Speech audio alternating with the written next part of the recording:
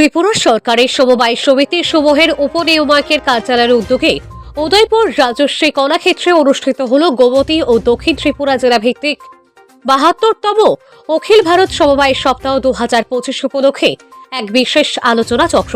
এবারের সমবায় সপ্তাহের মূল প্রতিপাদ্য সমবায়ের উদ্যোগের মাধ্যমে যুবক, নারী এবং দুর্বল ক্ষেত্রগুলিকে হস্তশিল্প, হস্তচালিত তাঁত, শ্রম, মৎস্য ইত্যাদি ক্ষমতায়নকে কেন্দ্র করে আলোচনার মাধ্যমে সমবায় আন্দোলনের গুরুত্ব ও বহুমুখী সম্ভাবনা তুলে ধরা হয়।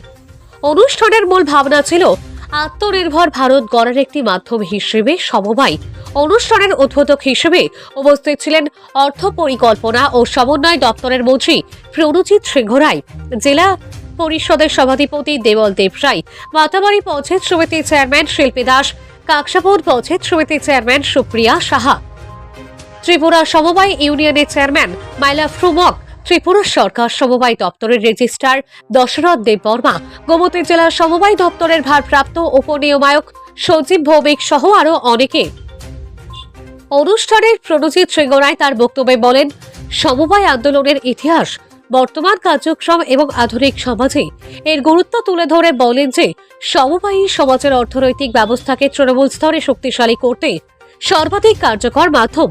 সমবায় সমিতিগুলি শুধুমাত্র অর্থনৈতিক উন্নয়নের মাধ্যম নয়, এটি গ্রামীণ মহিলাদের স্বনির্ভরতা এবং সামাজিক সুরক্ষার মূল হাতিয়ার। তিনি আরও বলেন, হস্তশিল্প, মৎস্য এবং তাঁত শিল্পের সঙ্গে যুক্ত মহিলাদের সমবায়ের আওতায় এনে তাদের উৎপাদিত পণ্যের বাজারজাতকরণের সরকারি সহায়তার আশ্বাস দেন। অনুষ্ঠান শেষে আয়োজক ও জেলা সমবায় দপ্তরের ভারপ্রাপ্ত উপনিয়ামক সঞ্জীব ভৌমিক জানানো, সমবায় আন্দোলনকে মানুষের দরজায় পৌঁছে দিতে এবং অর্থনৈতিক মুক্তির পথকে প্রশস্ত করতে এই ধরনের সচেতনতামূলক আলোচনা আগামী দিনেও অব্যাহত থাকবে। এই অনুষ্ঠানে জেলার বিশিষ্ট ব্যক্তিত্ব, জনপ্রতিনিধি, সরকারি প্রশাসনের কর্মকর্তা, সমবায় ব্যক্তিত্ব সহ বহু অতিথিদের উপস্থিতি লক্ষ্য করা যায়। উদয়পুর প্রতিনিধির রিপোর্ট, অধিকার বার্তা। আপনারা দেখছেন অধিকার বার্তা। সেখানে বলার চেষ্টা করেছেন মূল যে উদ্দেশ্য নিয়ে করা হয়েছে তার থেকে মোটামুটি সরে গিয়ে যে কোনো মধ্যে একটা ফ্যাক্ট চালানো বা তার মধ্যে কোনো একটা তার যে যা তাদের অ্যামাউন্ট বা যাদের যা মূলধন থাকে সেটাকে কোথাও একটা ফিক্সড করে গিয়ে সেখানে যতটুকু পাওয়া যায় এটার উপর নির্ভরশীল হয়ে গেছে। যার দরুন বলেছেন ডিটেলস, তাতে কি হয়েছে, বহু সমবায় যাদেরকে বন্ধ করতে হয়েছে এবং আমাদের সরকার আসার পরে এগুলোকে আবার কিভাবে ডেভেলপ করা যায় এবং এটা নিয়ে একটা পরিকল্পনা ভারত সরকারের মাননীয় সমবায় মন্ত্রী অমিত শাহজি নতুন নতুন ভাবনা নিয়ে তিনি এবং এগুলো করার ব্যবস্থা করেছেন। এই বছরও যেখানে 7টি একটা প্রকল্প কেন্দ্রীয় সরকার মারফতে করা হয়েছে, যেগুলোকে প্রাধান্য দিয়ে সমবায় সমিতিগুলোর মধ্যে সকলকে এগিয়ে নিতে হবে। ডিজিটাল ইন্ডিয়া এবং সেই সঙ্গে ডিজিটাল ত্রিপুরা। আমরা রাজ্য ছোট হতে পারি এবং আমাদের রাজ্যে যে এই ক্ষেত্রে আমরা অনেক দুর্গত অগ্রগতি আমরা পৌঁছাতে পেরেছি। মাননীয় মুখ্যমন্ত্রী প্রফেসর ডক্টর মানিক সাহের নেতৃত্বে আজকে আমাদের ত্রিপুরাতে আমাদের বিধানসভা আমরা ই অফিস আমরা করছি।